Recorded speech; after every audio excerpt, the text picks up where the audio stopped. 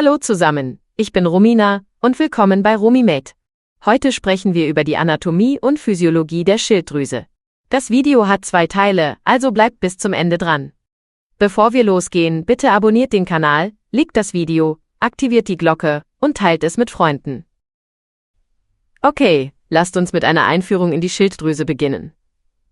Die Schilddrüse, auf Latein Glandula thyreoidea genannt, ist eine kleine hormonproduzierende Drüse, die eine zentrale Rolle in unserem Stoffwechsel spielt. Sie befindet sich anatomisch vorne am Hals, direkt vor der Luftröhre und seitlich an deren beiden Seiten, wie ein kleiner Schutzschild, daher der Name Schilddrüse. Ihre Form erinnert an einen Schmetterling, mit 2 seitlichen Flügeln, die durch eine schmale Mitte verbunden sind. Sie ist etwa 4 bis 6 cm hoch, wiegt bei Erwachsenen ungefähr 20 bis 30 Gramm und ist trotz ihrer geringen Größe für viele Körperfunktionen unverzichtbar. Jetzt gehen wir tiefer in die anatomische Struktur der Schilddrüse. Die Schilddrüse besteht aus 2 Hauptlappen, dem rechten Lappen, also Lobus dexter, und dem linken Lappen, Lobus sinister. Diese Lappen sind durch eine schmale Gewebebrücke verbunden, den sogenannten Isthmus, der direkt vor der Luftröhre liegt. Bei etwa 30–50% der Menschen gibt es einen zusätzlichen kleinen Lappen, den Lobus pyramidalis, der wie eine kleine Pyramide nach oben zeigt. Die Schilddrüse ist von einer dünnen Bindegewebskapsel umgeben, die sie schützt und mit umliegenden Strukturen wie den Halsmuskeln und Faszien verbindet, was ihr Stabilität und Flexibilität verleiht. Kommen wir zur Blutversorgung der Schilddrüse. Die Schilddrüse ist eines der am besten durchbluteten Organe im Körper, was für ihre Funktion essentiell ist. Sie wird hauptsächlich durch 2 Arterien versorgt. Die Arteria thyreoidea superior, die von der Arteria carotis externa abzweigt, versorgt den oberen Teil der Drüse. Die Arteria thyreoidea inferior, die von der Arteria subclavia kommt, kümmert sich um den unteren Teil. In seltenen Fällen gibt es eine Arteria thyreoidea ima, die direkt von der Aorta oder anderen Gefäßen stammt. Das venöse Blut wird über 3 Venensysteme abgeführt. Die Vena thyreoidea superior und die Vena thyreoidea media münden in die Vena jugularis interna, während die Vena thyreoidea inferior in die Vena brachiocephalica fließt.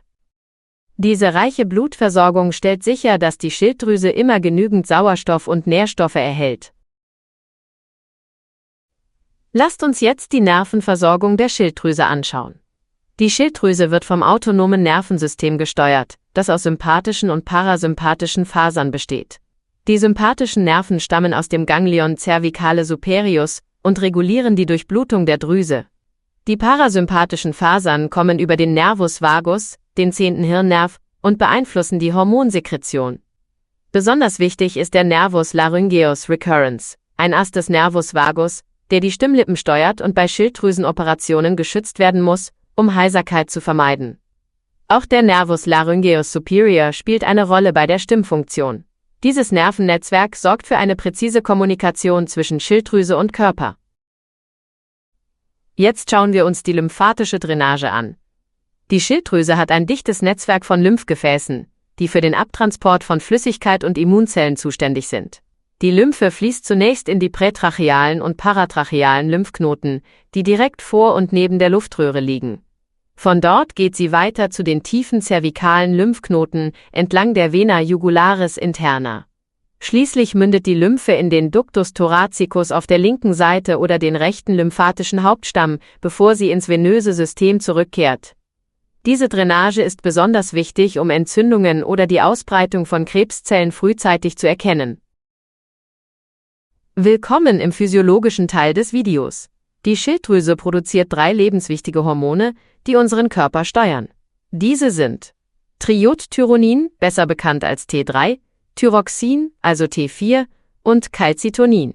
T3 und T4 sind die Hauptakteure im Stoffwechsel und beeinflussen fast jede Zelle im Körper, während Calcitonin eine spezielle Rolle im Calciumhaushalt spielt. Jedes dieser Hormone hat einzigartige Funktionen, die wir gleich im Detail besprechen. Lasst uns mit T3 und T4 anfangen, den Superstars der Schilddrüse. Diese Hormone sind essentiell für den Stoffwechsel und wirken wie ein Gaspedal für unsere Zellen.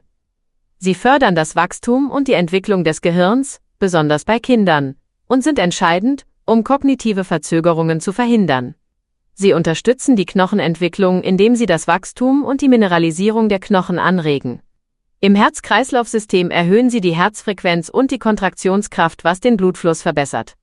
Sie regulieren die Körpertemperatur, indem sie die Energieproduktion in den Zellen steigern. Deshalb fühlt man sich bei einer Unterfunktion oft kalt. Außerdem stärken sie die Skelettmuskulatur, indem sie die Muskelfunktion und Ausdauer verbessern, was für Bewegung und Kraft wichtig ist. Jetzt machen wir einen ausführlichen Abstecher zur Biochemie und Histologie der Schilddrüse, um den Produktionszyklus von T3 und T4 genau zu verstehen. Keine Sorge, dazu gibt's später ein eigenes Video, aber hier gehen wir kurz ins Detail. T3 und T4 werden in den Follikeln der Schilddrüse hergestellt, kleinen kugelförmigen Strukturen, die mit einer Flüssigkeit namens Kolloid gefüllt sind. Der Prozess beginnt mit der Aufnahme von Jod, das wir über die Nahrung wie jodiertes Salz, Fisch oder Algen aufnehmen. Jod wird aktiv durch die Natriumjodid-Symporter in die Schilddrüsenzellen transportiert. Dort wird Jod mit der Aminosäure Tyrosin kombiniert, die Teil eines Proteins namens Thyreoglobulin ist, das im Kolloid gespeichert wird.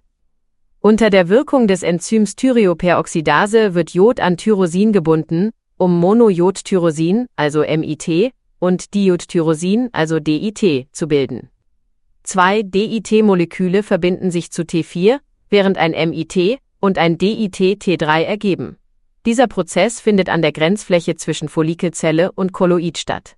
Das Thyreoglobulin mit den gebundenen Hormonen wird dann in die Zelle zurückgenommen, durch lysosomale Enzyme gespalten, und T3 und T4 werden ins Blut freigesetzt. Ungefähr 80% der Produktion ist T4, das in peripheren Geweben durch Enzyme wie Deodinasen in das aktive T3 umgewandelt werden kann. Die Schilddrüse speichert die Hormone im Kolloid, was sie einzigartig macht, da sie Wochen an Hormonvorräten halten kann. Ohne ausreichend Jod kann die Hormonproduktion gestört werden, was zu Erkrankungen wie Kropf führt. Dieser komplexe Zyklus ist wie eine präzise Hormonfabrik in unserem Hals. Kommen wir zu Calcitonin, dem dritten Hormon. Calcitonin wird von den sogenannten C-Zellen oder parafollikulären Zellen der Schilddrüse produziert. Es spielt eine Schlüsselrolle im Calcium- und Knochenstoffwechsel, indem es den Calciumspiegel im Blut senkt.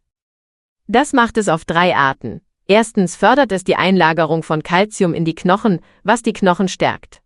Zweitens erhöht es die Calciumausscheidung über die Nieren, sodass weniger Calcium im Blut bleibt.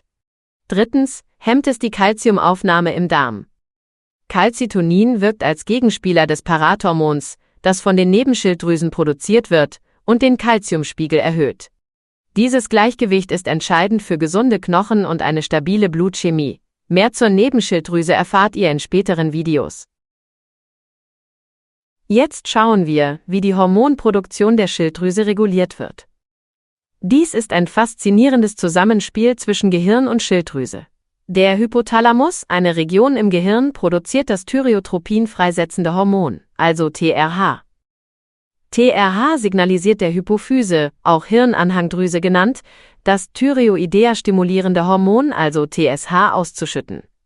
TSH regt die Schilddrüse an, T3 und T4 zu produzieren.